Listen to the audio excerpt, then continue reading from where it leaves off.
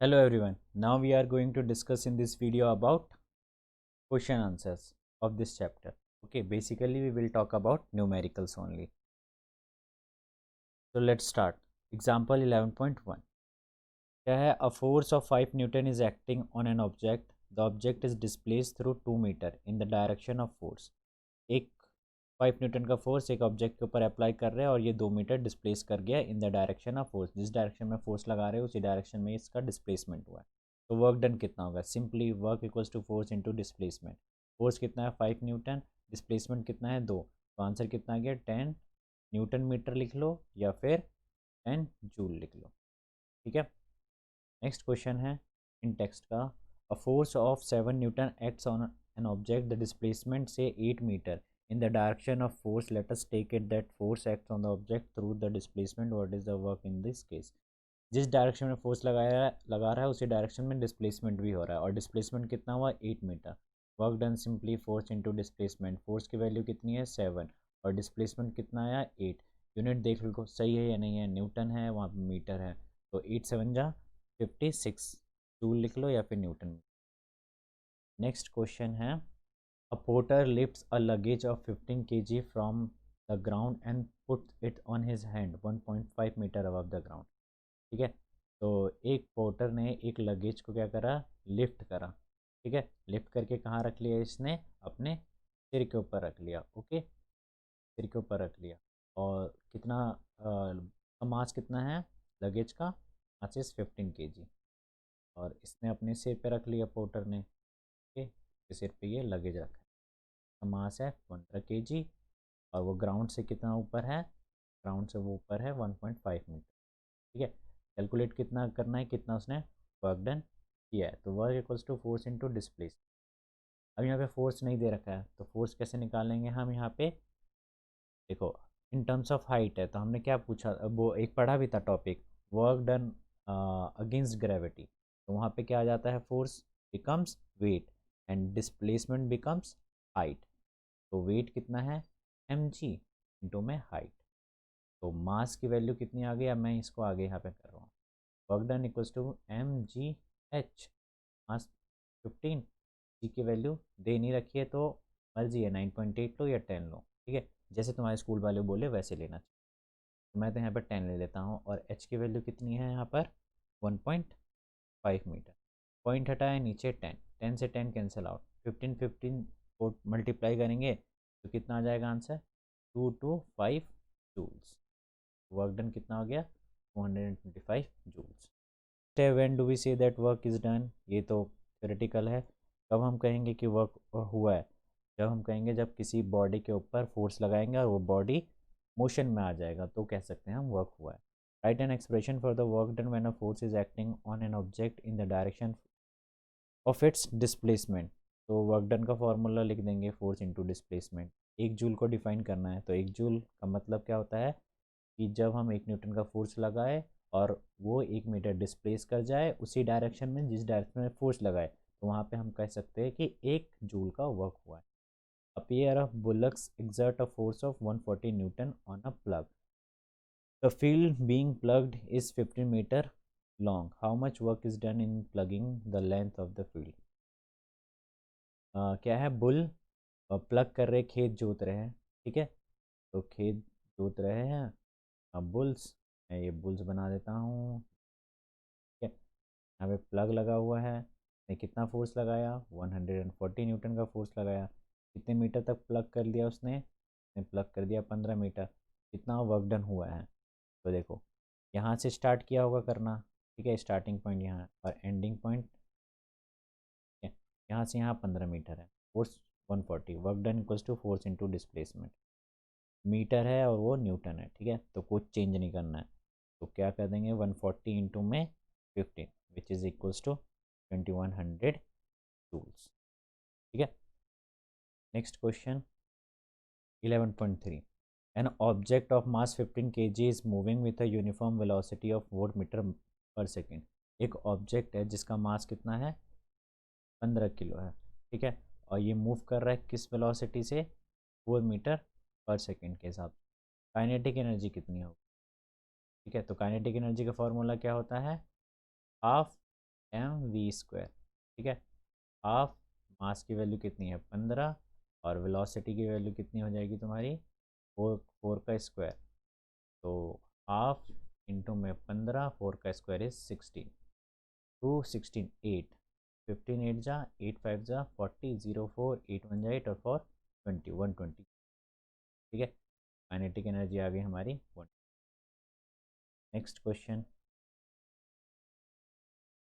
what is the work to be done to increase the velocity of a car from 30 meter per hour to 60 kilometer per hour if the masses of the car is 15। ठीक है, तो देखो यहाँ पर एक car है जिसकी initial velocity हमें कितनी दे रखी है 30 किलोमीटर पर आवर। ठीक है, और फाइनल वेलोसिटी कितनी दे रखी है हमें 60 किलोमीटर पर आवर। तो हम कितना काम करेगा वो इस पॉइंट से इस पॉइंट जाने में, ये निकालना। तो work done equals to force into displacement. अब यहाँ पे फोर्स कितना लग रहा है हमें पता नहीं है, लेकिन इनिशियल और फाइनल वेलोसिटी दे रखी है। तो वर्क डन का एक और फॉर्मूला हमने सीखा था, work done is also equal to the change in kinetic energy. Final kinetic energy minus का इनिशियल काइनेटिक एनर्जी। ठीक है, work done is also equals to kinetic energy, but यहाँ पे काइनेटिक एनर्जी कैसे है, दो केस में, एक इनिशियल भी है फाइनल में। इसलिए हमें नेट निकालना है, और नेट जब काइनेटिक एनर्जी निकल जाएगा तो किसके इक्वल होगा, नेट वर्क डन के। यह हमने पढ़ा भी था। ठीक है, तो half m v square minus का हाफ एम यू स्क्वायर। ठीक है, वी की वैल्यू कितनी है, वेलोसिटी 60 किलोमीटर को पर आवर में कन्वर्ट कर देंगे। तो किससे मल्टीप्लाई कर देंगे हम, 1000 से, और नीचे 3600। जब इसको सॉल्व करेंगे हम तो आंसर आएगा 50/3। और जब इनिशियल कितना है 30, इनिशियल इज 30, उसको भी 1000 से मल्टीप्लाई अपॉन में 3600। जब इसको सॉल्व करेंगे तो कितना आंसर आएगा 25/3। ठीक है, तो इसकी वैल्यू 50/3 यहाँ पे लिखनी चाहिए थी हमें, और यहाँ पे क्या लिखेंगे 25/3। अब देखो यहाँ पे ये लिख दिया, ये सेम वैल्यू हमने जैसे ऊपर पुट करी थी इनिशियल के लिए और फाइनल के लिए। जब इसको सॉल्व करेंगे तो कितनी आ जाएगी 156,250 और ये आ जाएगी 625,000 जूल। जब इसको इससे माइनस कर देंगे तो आंसर कितना जाएगा 156,250 जूल्स। ठीक है, तो ये हो गया तुम्हारा फाइनल आंसर। यहाँ पे देखो work done is equals to change in kinetic. Okay, next question, what is kinetic energy, ये लिख लोगे तो हम write an expression for kinetic, ये भी हो जाएगा। Kinetic energy of an object of mass, ये क्वेश्चन करते हैं। काइनेटिक एनर्जी एक ऑब्जेक्ट का कितना है 25 जूल, ये हमें दे रखा है। काइनेटिक एनर्जी ऑब्जेक्ट का 25 जूल दे रखा है, वो किसके इक्वल होता है, half m v square equals to be 25 joule.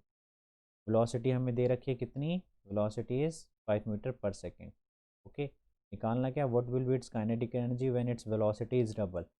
Kinetic energy क्या होगी जब वेलोसिटी को हम डबल कर देंगे। ठीक है, तो v2 is twice of v1, it means this is v1। Okay, और what will be its kinetic energy when its velocity is increase 3 times. अब काइनेटिक एनर्जी क्या होगी जब इसके वेलोसिटी को v3 को हम क्या कर दे 3 टाइम्स कर दे v1 के। तो पहले हमें निकालना क्या होगा इसका मास। तो यहाँ पे हम डाल देंगे m v1 का स्क्वायर इक्वल्स 25 इंटू में 2, v m equals to be 25 into में 2 कितना जाएगा 50 अपॉन में v1 इज v1 का square which is equals to 50 upon में 5 का स्क्वायर 50 अपॉन में 25। इसको इससे डिवाइड किया तो मास की वैल्यू कितनी आ गई 2 kg। ठीक है, तो पहले इसके लिए निकालते हैं हम काइनेटिक एनर्जी। तो हाफ एम वी स्क्वायर, ठीक है, v2 का स्क्वायर, तो v2 इज क्या है twice of v1, twice of v1 का स्क्वायर। तो हाफ m की वैल्यू कितनी आई 2 इंटू में ट्वाइस 4, और v1 का स्क्वायर, ये 2 से 2 कैंसिल आउट, कितना हो जाएगा 4, v1 की वैल्यू 5 का स्क्वायर 25, तो ये कितना आ जाएगा आंसर 25 4 100 जूल। ठीक है, काइनेटिक एनर्जी जब हम ट्वाइस करेंगे तब इतनी वैल्यू।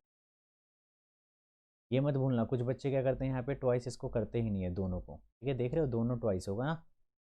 नेक्स्ट है काइनेटिक एनर्जी क्या होगी जब V3 की वैल्यू थ्राइस हो जाएगी V1 के, तो वही kinetic energy equals to half m V3 का स्क्वायर, और V3 किसके इक्वल है, मास की वैल्यू डाल देते हैं यहाँ पे 2, V3 is the price of V1 का स्क्वायर, ये 2 से 2 cancel out, price is 9 V1 का स्क्वायर, तो 9 इंटू में V1 की वैल्यू कितनी है 5, और उसका स्क्वायर कितना हो जाएगा 25, तो 25 इंटू में 9 कितना हो जाएगा हमारा 225 जूल्स, ठीक है, तो ये आ गया आंसर।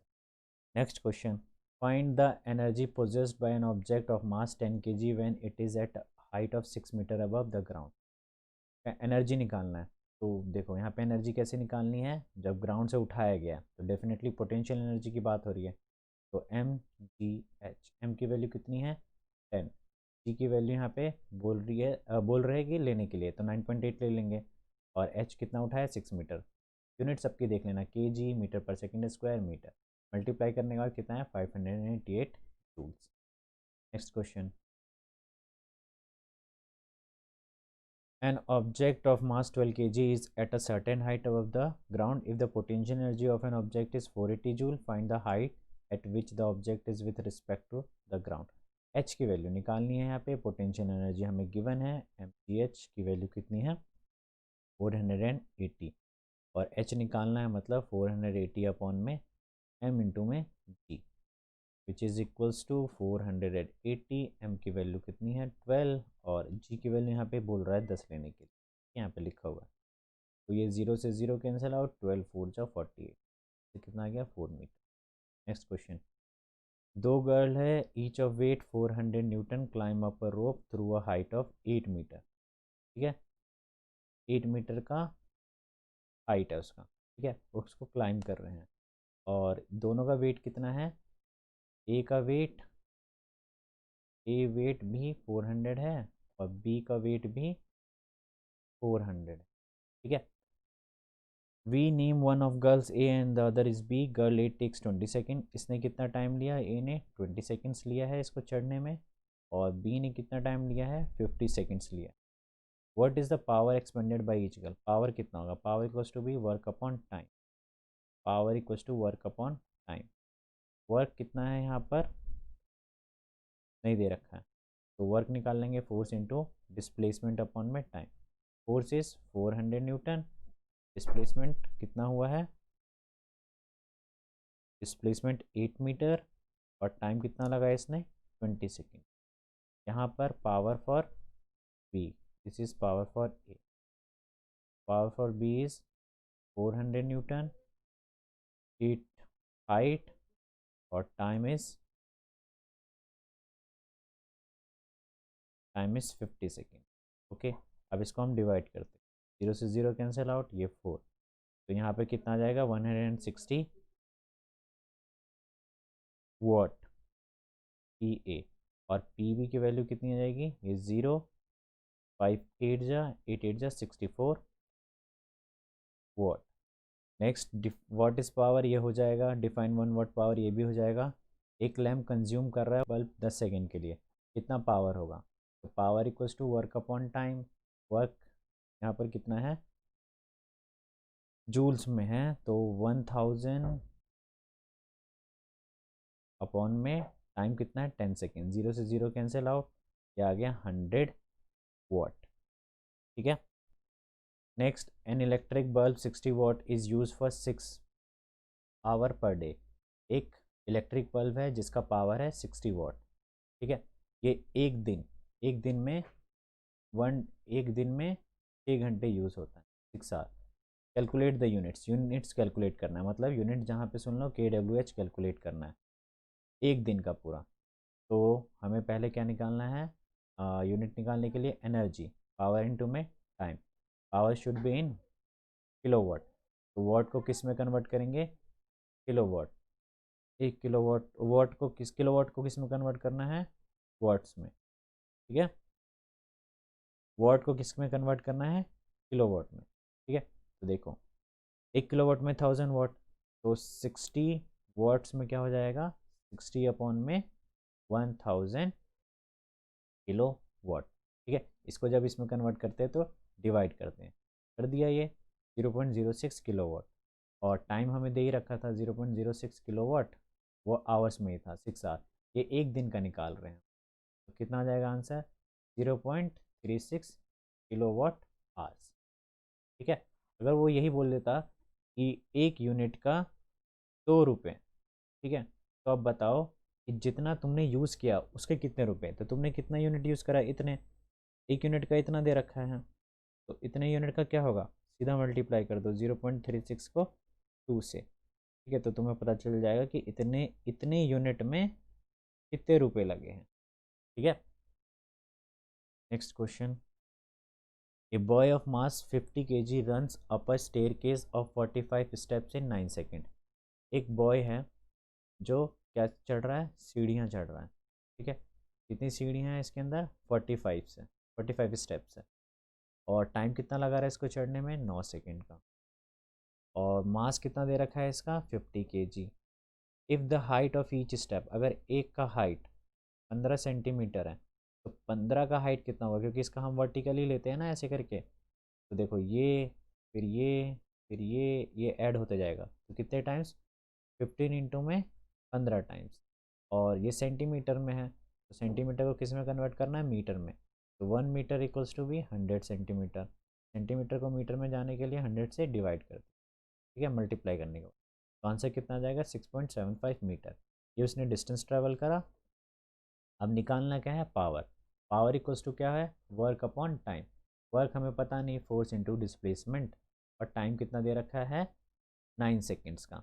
फोर्स कितना, ये भी नहीं पता, तो देखो बॉडी ऊपर जा रही है, तो हमने क्या पढ़ा था, जब बॉडी ऊपर जाए तो वेट इंटू में एच अपॉन में 9, वर्क डन अगेंस्ट ग्रेविटी याद हो तो वेट mg, और हाइट कितना है 6.75 अपॉन में 9, जी की वैल्यू बोल रहे हैं यहाँ पर 10 लेने के लिए, और मास 50, तो 50 इंटू में 10 इंटू में 6.75 अपॉन में 9। ये पॉइंट हटाया, नीचे 100 आ जाएगा, ये 2 ज़ीरो से कैंसिल आउट हो जाएंगे। अब ये बच गया 5 इंटू में 675 अपॉन में 9। ठीक है, तो ये इसको मल्टीप्लाई और डिवाइड करने के बाद आंसर कितना आ जाएगा, 375 वाट्स। ओके, नेक्स्ट है बैक एक्सरसाइज। तो बैक एक्सरसाइज में क्या करना है, look at the activities listed below, reason out whether और not work is done in the light of your understanding in term of work. इसमें हमें बताना है कि वर्क हुआ है या नहीं हुआ है। ठीक है, तो Suma is swimming in a pond. Suma क्या कर रही है, स्विमिंग कर रही है, तो यहाँ पे वर्क हुआ है। ठीक है, क्योंकि सुमा अपने आप को मूव कर रही है और डिस्प्लेस भी कर रही है, तो डेफिनेटली वर्क यहाँ पे हुआ है। तो वर्क के लिए मैं W लिख दूंगा और नो वर्क के लिए N लिख दूंगा। ओके, और donkey is carrying a load on its back. Donkey ने कैरी कर रखा है लोड अपने बैक के ऊपर, तो क्या यहाँ पे वर्क हुआ है, तो हम क्या लिखेंगे, नो। क्यों, क्योंकि देखो टंकी मूव कर रहा है, ऐसे जा रहा होगा, कैरी लोड, MGH नीचे लग रहा है इसका, MG नीचे लग रहा है, और डिस्प्लेसमेंट कैसा हो रहा है, ऐसा हो रहा है। इन दोनों के बीच में कितना है, 90 डिग्री, और जैसे ही 90 डिग्री बन जाएगा तो cos 90 कितना होता है, 0, तो पूरा वर्क डन 0 हो जाएगा। ठीक है, a wind mill is lifting water from a well, इसका क्या हो जाएगा, यस, वर्क हुआ है यहाँ पे। ठीक है, क्योंकि उसने वाटर लिफ्ट ऊपर की तरफ करा है। ठीक है, अगेंस्ट द ग्रेविटी, और डिस्प्लेसमेंट भी ऊपर ही की तरफ हो रहा है। A green plant is carrying out photosynthesis, तो यहाँ पर क्या है, कोई काम नहीं हुआ है, केमिकल है यहाँ पर सब कुछ। Next, a engine is pulling a train, तो यहाँ पे क्या है, काम हुआ है, क्योंकि वो मूव कर रहा है और डिस्प्लेस भी कर रहा है। ठीक है, नेक्स्ट है, food grains are getting dried in sun, तो यहाँ पे क्या लिखेंगे, no work is done. Next है सेल बोट, तो यहाँ पे काम हुआ है, क्योंकि सेल बोट मूव करेगा बिकॉज ऑफ विंड, तो डिस्प्लेस करेगा और विंड उस पर फोर्स लगा रही है। ठीक है, तो जहाँ फोर्स लगे और डिस्प्लेस कर जाए तो वहाँ पे वर्क होता है। नेक्स्ट क्वेश्चन है, An object is thrown at a certain angle to the ground, moves in curved path and falls back to the ground. The initial and the final points of the path of object lie on same horizontal line. What is the work done by the force of gravity on the object? कितना work done होगा इसके ऊपर, ठीक है। Question क्या है, एक ball को ऐसे फेंका गया, ठीक है, और वो कर्व्ड गया वो, ठीक है, और इनिशियल और फाइनल पोजीशन भी उसका क्या है, ग्राउंड के ऊपर है। तो यहाँ पर क्या होगा, वर्क डन। तो देखो यहाँ पे वर्क डन कैसे निकालते हैं। लेट सपोज ये बॉल यहाँ पर है, ठीक है। What is the work done by the force of gravity on the object? Force of gravity की वजह से कितना वर्क डन हुआ है ये। तो ग्रेविटेशनल फोर्स कहाँ नीचे लग रहा होता है, नीचे, ठीक है। एम जी नीचे लग रहा है, चाहे मैं किसी पॉइंट पे ले लूँ, एम जी यहाँ पे, एम जी यहाँ पर। बट डिस्प्लेसमेंट कैसा हो रहा है इसका, फाइनली इस तरह, इसका डिस्प्लेसमेंट इस तरह, और इसका भी डिस्प्लेसमेंट इस तरह। तो जा तो इसी तरफ रहा है ना, तो इन दोनों के बीच में क्या है, 90, 90 और 90। जहाँ पे 90 डिग्री बन जाए वहाँ वर्क डन क्या हो जाएगा, 0, ठीक है। Next, a battery light a bulb, describe the energy changes involve the process. तो बैटरी क्या कर रहा है, बल्ब को ग्लो कर रहा है। तो बैटरी के अंदर क्या होता है, केमिकल प्रोसेस, ठीक है। तो chemical energy changes into electrical energy which changes into heat energy, क्योंकि बल्ब ग्लो करेगा तो हीट, हीट के बाद फिर लाइट एनर्जी, ठीक है। Next question, a certain force acting on a 20 kg mass changes its velocity from 5 meter to 20 meter per second. Calculate the work done. तो इस वाले क्वेश्चन में निकालना क्या है हमें, वर्क डन। एक्चुअली बोल क्या रहा है इसके अंदर, एक 20 kg मास का ऑब्जेक्ट है, ठीक है, जिसकी वेलोसिटी क्या चेंज हो रही है, इनिशियल थी उसकी वेलोसिटी 5 मीटर पर सेकेंड से कितनी वेलोसिटी हो गई इस ऑब्जेक्ट की, फाइनल 2 मीटर पर सेकेंड। तो देखो इसकी वेलोसिटी क्या हो रही है, एक्चुअली में वेलोसिटी हो रही है डिक्रीज, ठीक है। तो यहाँ पे वर्क डन क्या आएगा, नेगेटिव। तो यहाँ पे वर्क, ये नेगेटिव जो आएगा, अभी दिखाता हूँ मैं कैसे वर्क डन नेगेटिव आएगा। क्योंकि वर्क डन जो यहाँ पे निकलेगा वो क्या है, force into displacement, but force तो हमें दिया नहीं है, इनिशियल और फाइनल है। तो ऐसे केसेस में हम क्या निकालते हैं, net work done. Net work done कब निकलता है, जब फाइनल काइनेटिक एनर्जी को माइनस कर देते हैं इनिशियल काइनेटिक एनर्जी के साथ। और फाइनल काइनेटिक एनर्जी का formula half m v square minus का initial half m u square. दोनों में क्या कॉमन है, half m v square minus u square, ठीक है। हाफ एम की वैल्यू कितनी है, 20 kg का ऑब्जेक्ट है ये, 20, वी की वैल्यू कितनी है, 2 का स्क्वायर माइनस यू 5 का स्क्वायर, ठीक है। ये 2 से 20 कैंसिल आउट, 10 बचेगा। तो 10, 2 का स्क्वायर 4 माइनस का 5 का स्क्वायर 25। तो कितना आ जाएगा, ये वाली चीज़ मैं यहाँ पे कर रहा हूँ। तो work, net work done is equals to 10 और 4 माइनस 25 इज माइनस का 21, ठीक है।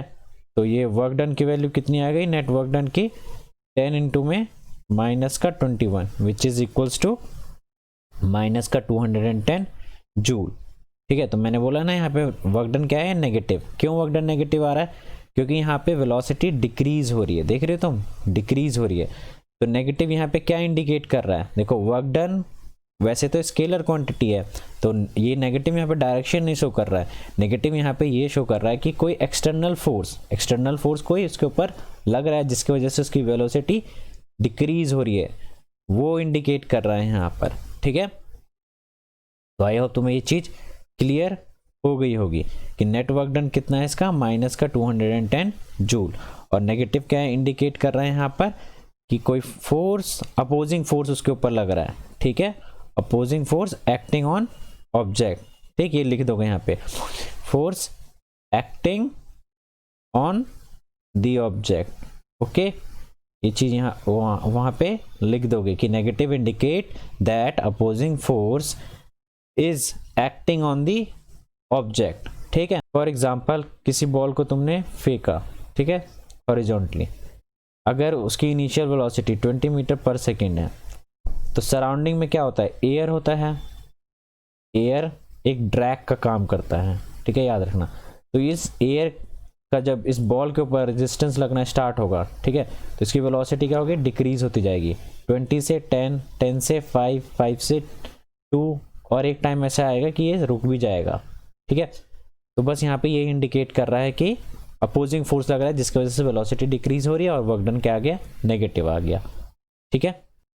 नेक्स्ट क्वेश्चन है, a mass of 10 kg is at a point A on a table, it is move to a point B, if the in line joining A and B is horizontal, what is the work done on object by gravitational force, explain your answer. कितना work done होगा जब एक table top के ऊपर एक object रखा हुआ है, उसको ए पॉइंट से बी पॉइंट पे मूव करते हैं, ठीक है, ये बी पॉइंट है और ग्रेविटेशनल फोर्स नीचे की तरफ लग रहा है, ठीक, एम जी, और डिस्प्लेसमेंट इस तरफ हुआ है, तो डेफिनेटली यहाँ पे 90 डिग्री बन रहा है, तो वर्क डन कितना हो जाएगा, 0। Next, the potential energy is of a free falling object decreases progressively, does this violate the law of conservation of energy. तो क्या है कि जब भी बॉल ऊपर से हम नीचे की तरफ छोड़ते हैं तो पोटेंशियल एनर्जी डिक्रीज होता है, लेकिन साथ में पोटेंशियल एनर्जी के डिक्रीज होने के साथ साथ काइनेटिक एनर्जी क्या होता है, इंक्रीज। ये डिक्रीज क्यों होता है, क्योंकि हाइट कम होती जा रही है, और ये इंक्रीज क्यों क्यों होता है, क्योंकि वेलोसिटी बढ़ती जा रही है। तो ये वॉलेट नहीं करेगा, हमेशा कांस्टेंट रहेगा, और ये हमने डेरिवेशन देख भी लिया था। What are various energy transformation that occur when you are riding bicycle. जब हम बाईसाइकिल राइड करते हैं तो कौन सी एनर्जी किस फॉर्म में चेंज होती रहती है। तो देखो यहाँ पर पहले हमारे पास एनर्जी होनी चाहिए, जो हम खाना खाते हैं तो हम केमिकल एनर्जी के फॉर्म में स्टोर कर लेते हैं, ठीक है। वो केमिकल एनर्जी फिर किस में ट्रांसफर होता है, मसल्स में, ताकि मसल्स उसको हिला सके, तो मस्कुलर एनर्जी, ठीक है। फिर मस्कुलर एनर्जी जब पैडल के ऊपर लगता है तो it transferred into kinetic energy, move करने के लिए, ठीक है। फिर काइनेटिक एनर्जी ट्रांसफ़र करता है बाईसाइकिल के अंदर रोटेशनल एनर्जी, ठीक है। तो ये बहुत सारे एनर्जी है, रोटेशनल एनर्जी, फिर रोटेशनल एनर्जी की वजह से हम क्या करते हैं, मूव आगे की तरफ करते हैं, ठीक। तो देखा बेसिकली काम क्या था इन सब का, chemical energy, mechanical energy, kinetic energy, rotational energy, या फिर फाइनली अगर पूरे बाईसाइकिल का बोलूँ तो मैं काइनेटिक एनर्जी, वापस मेन मकसद यहाँ पे काइनेटिक एनर्जी में कन्वर्ट कराना होता है, ठीक है, राइडिंग और bicycle. Does the transfer of energy take place when you push a huge rock with all your might and fail to move it? Where is the energy you spend going on? क्या यहाँ पे कोई energy transfer हुई है जब तुम किसी बड़े से पत्थर को पुश करोगे तो यस, यहाँ पे एनर्जी ट्रांसफ़र हुई है। कैसे हुई है, और तो देखो, जैसे हमारे अंदर बॉडी के अंदर एनर्जी स्टोर्ड है, ठीक है, वो क्या करेंगे, हम इसको पुश करने में यूज़ करेंगे, तो इसके शेप को चेंज करना स्टार्ट कर दिया, ठीक है, बट वो शेप चेंज होता नहीं है, तो हमारी एनर्जी, ये एनर्जी हमारी वो इसके अंदर ट्रांसफ़र हो जाएगी और स्टोर्ड हो जाएगी इस फॉर्म में, पोटेंशियल एनर्जी में, लेकिन वो चेंज इतना माइन्यूट होता है कि हमें ऑब्जर्व नहीं कर पाते हैं, ठीक है। ये कुछ एनर्जी तो पोटेंशियल एनर्जी में कन्वर्ट हो गई, और बाकी एनर्जी क्या होगी, हम मसल्स को जो मूव करा रहे हैं उसमें कन्वर्ट हो जाएगी, ठीक है। नेक्स्ट है, a certain house hold has consume 250 units of energy during a month. एक महीने में कितना एनर्जी यूज़ कर लिया, 250 यूनिट, ठीक है, एक महीने में। How much energy in this joule, joule के अंदर कन्वर्ट करना है, तो एक यूनिट में कितने जूल होते हैं, 3.6 इंटू 10⁶ जूल, तो 250 यूनिट्स में कितने जूल होंगे, उसको मल्टीप्लाई कर देंगे, 3.6 इंटू 10⁶ मल्टीप्लाई बाय 250, तो आंसर कितना जाएगा, 9 into 10⁸ joules, okay. Next question, an object of mass 40 kg is raise to a height of 5 meter above the ground. एक ऑब्जेक्ट जिसका मास कितना है, 40 किलो का, ठीक है, उसको रेज करा गया है 5 मीटर ऊपर, ठीक, and above the ground, what is the potential energy. तो potential energy is m g h, m is for 40, g is given है, नहीं है तो 10 ले लो, और एच कितना है, 5 मीटर, तो आंसर कितना आ जाएगा, 2000 जूल आ जाएगा, ठीक है। If the object is allowed to fall, find its kinetic energy when its half way. जब इसको नीचे गिराया जाए तो इसके हाफ पे, ठीक है, इसके हाफ पे कितना काइनेटिक एनर्जी होगी, यहाँ पे काइनेटिक एनर्जी की वैल्यू कितनी होगी। तो तुम्हें याद है वो जो मैं डेरिवेशन करवा रहा था, ठीक है, तो वहीं से हम यहाँ पे निकालेंगे। तो ये देखो, ये पोटेंशियल, ये टोटल एनर्जी का फॉर्मूला है, ठीक है, इक्वेशन हम जानते हैं। अगर हमें ये पता चल जाए, ये पता चल जाए, तो ये हम इजीली निकाल लेंगे। तो देखो, ये पोटेंशियल एनर्जी जो है ये कहाँ पर आई है, पोटेंशियल एनर्जी जब हमारा ऑब्जेक्ट इस पे हो। तो इस वाले कंडीशन में क्या होता है, पोटेंशियल एनर्जी मैक्सिमम होता है। तो जो पोटेंशियल एनर्जी मैक्सिमम हो वही, अगर मैं काइनेटिक एनर्जी यहाँ पे टोटल एनर्जी का फॉर्मूला लगाऊं, टोटल एनर्जी एट पॉइंट ए, यहाँ पे हम दे देते हैं पॉइंट वापस, पॉइंट ए, यहाँ पे ए, ये पॉइंट दे देते हैं बी, और ये सी, ठीक है। सी की ज़रूरत नहीं है वैसे, मैं थोड़ा सा क्लियर कर देता हूँ, ठीक है, इस डायग्राम को बना देता हूँ। ये हो गया तुम्हारा, ये पॉइंट ए जहाँ हाफ है, ये पॉइंट बी, ठीक है, और ये है 2.5 मीटर, 2.5 मीटर, टोटल कितना है 5 मीटर। इस पे हमने निकाला ये पोटेंशियल एनर्जी।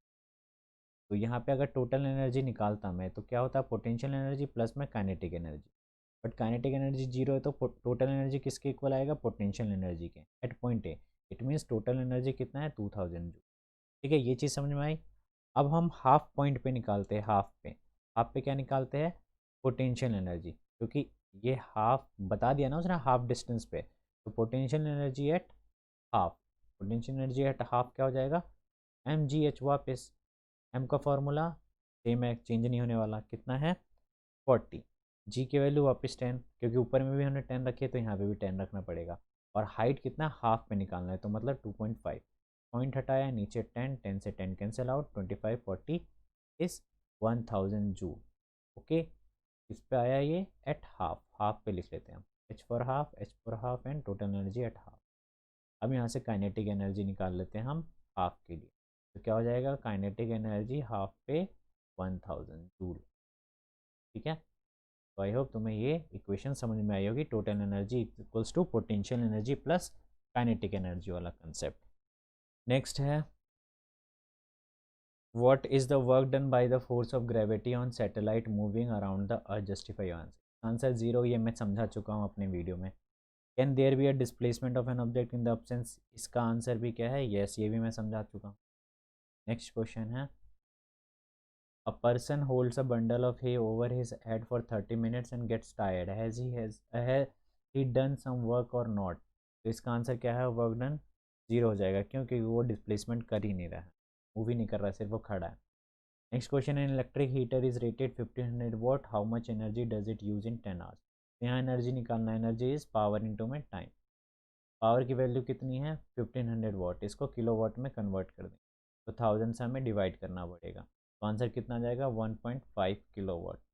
और टाइम कितना दे रखा है, आवर्स में पहले से ही दे रखा है 10, पॉइंट हटाया है, नीचे 10, 10 से 10 कैंसिल आउट, आंसर कितना जाएगा 15 kWh, ठीक है। नेक्स्ट है, illustrate the law of conservation of energy discussing the energy changes which occur when we draw pendulum.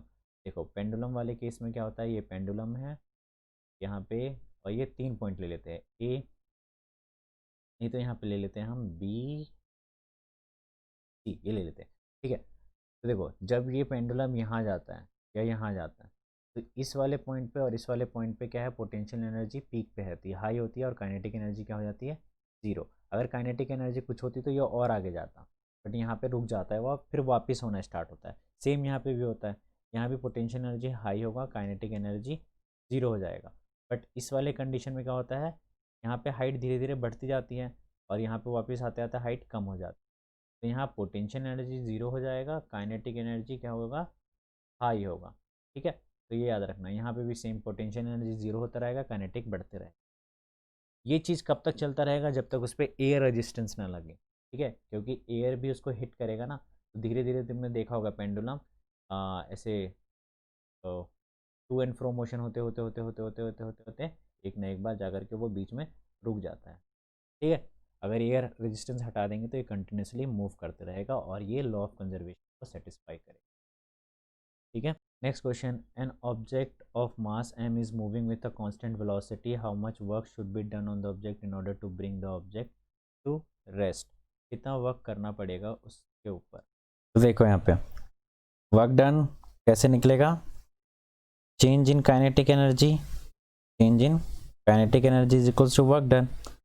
Kinetic energy का फॉर्मूला क्या होता है, हाफ एम वी स्क्वायर। और काइनेटिक एनर्जी की वैल्यू क्या होगी जब वो रेस्ट पे होगी, एट रेस्ट, तो उसकी वैल्यू हो जाएगी 0। तो कितना चेंज आया यहाँ से यहाँ आने में, हाफ एम वी स्क्वायर। तो कितना वर्क डन चाहिए हमें इसे काइनेटिक एनर्जी को रेस्ट पे आने के लिए, हाफ एम वी स्क्वायर का। ठीक है, calculate the work required to done to stop a 1500 kg moving at a velocity of 60 kilometre per hour. तो वर्क डन निकालना है यहाँ पर, और क्या कर रहा है, एक 1500 kg वाला कार को स्टॉप करना है हमें। ठीक है, और किस वेलोसिटी से वो मूव कर रहा है, 60 किलोमीटर पर आवर से। तो v की वैल्यू दे दी यहाँ पर उन्होंने 60 किलोमीटर पर आवर। इसको हम कन्वर्ट कर देंगे मीटर पर सेकेंड से। तो 60 इंटू में 1000 अपॉन में 3600, 0000 6 10 6 100 अपॉन 6। तो ये आ गया 50/3। और कितना एनर्जी वर्क डन करना पड़ेगा, तो देखो यहाँ पे वेलोसिटी से रिलेटेड है तो डेफिनेटली काइनेटिक एनर्जी वाला यूज़ करेंगे। हाफ एम की वैल्यू 1500 इंटू में 50/3, 3 से 500, 5 से 2 250, एंड 250 को मल्टीप्लाई करेंगे 50 के साथ, तो वर्क डन कितना आ जाएगा, 20833.3 जूल। ओके, क्योंकि वेलोसिटी क्या करेंगे इसको एक बार और मल्टीप्लाई, वी स्क्वायर है ना यहाँ पे, half m v square. Okay, तो ये आ जाएगा फाइनल आंसर। नेक्स्ट है, in each of the following a force F is acting on an object of mass m, the direction of displacement is from west to east shore for the longer. Observe the diagram carefully, state। तो देखो ये 90 degree है तो work done यहाँ पे 0, ये in the direction है तो वर्क डन यहाँ पे क्या होगा, पॉजिटिव, और ये अपोजिट डायरेक्शन में फोर्स यहाँ है, डिस्प्लेसमेंट यहाँ 180 डिग्री, तो वर्क डन क्या हो जाएगा, नेगेटिव। ठीक है, next question, find the energy in kWh consumed in 10 hours by 4 devices of power 500 watt each।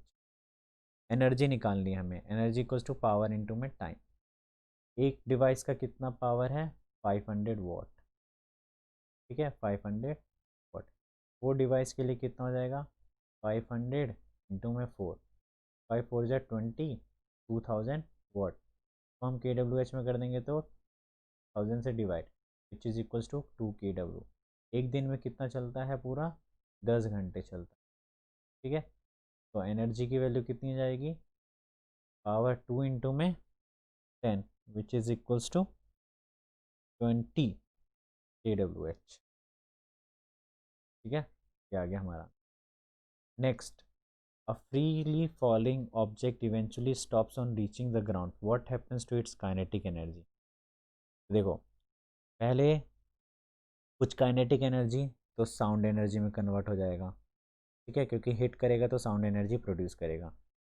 कुछ काइनेटिक एनर्जी हीट एनर्जी में भी कन्वर्ट हो जाएगा। ठीक है, क्योंकि तुमने देखा होगा कोई भी चीज़ ऊपर से गिरती है तो स्लाइटली वार्म होती है क्योंकि उस पर एयर रेजिस्टेंस लगना स्टार्ट हो जाता है। और कुछ काइनेटिक एनर्जी किस में कन्वर्ट हो जाएगी, पोटेंशियल एनर्जी में। ठीक है, क्योंकि वो जैसे ही हिट करेगा ग्राउंड के ऊपर तो उसका शेप क्या हो जाएगा, चेंज हो जाएगा। Configuration change, shape change, potential energy stored, ये हमने पढ़ा था पोटेंशियल एनर्जी में। पोटेंशियल एनर्जी दो के ऊपर डिपेंड करता है, एक तो पोजीशन पे और दूसरा कॉन्फ़िगरेशन। कॉन्फ़िगरेशन मतलब शेप पे, तो शेप चेंज हो गया मतलब काइनेटिक थोड़ा सा पोटेंशियल एनर्जी में भी चेंज हो गया। ठीक है, एक और क्वेश्चन रह गया था हमारा, कौन सा है, question number 19। Soni says that acceleration in object could be zero even when several forces are acting on it, do you agree with her. तो इसके ऊपर भी हम डिस्कस कर चुके हैं। अगर बहुत सारे फोर्स एक्ट कर रहे हैं तो एक्सेलरेशन ज़ीरो हो सकता है, हाँ हो सकता है, जब क्या हो, वो एक कांस्टेंट वेलोसिटी के साथ मूव करे। ठीक है, तो हाँ हम एग्री करते हैं इस बात से। ठीक है, force equals to mass into acceleration, और एक्सेलरेशन क्या है, ज़ीरो। ठीक है, तो रिजल्टेंट फोर्स क्या हो सकता है, ज़ीरो हो सकता है, लेकिन मास ज़ीरो नहीं हो सकता। ये चीज़ हम डिस्कस कर चुके हैं। इसी के साथ ये question, Ramayo mentoring make a difference. Subscribe us on YouTube and get free doubt clearing session or notes.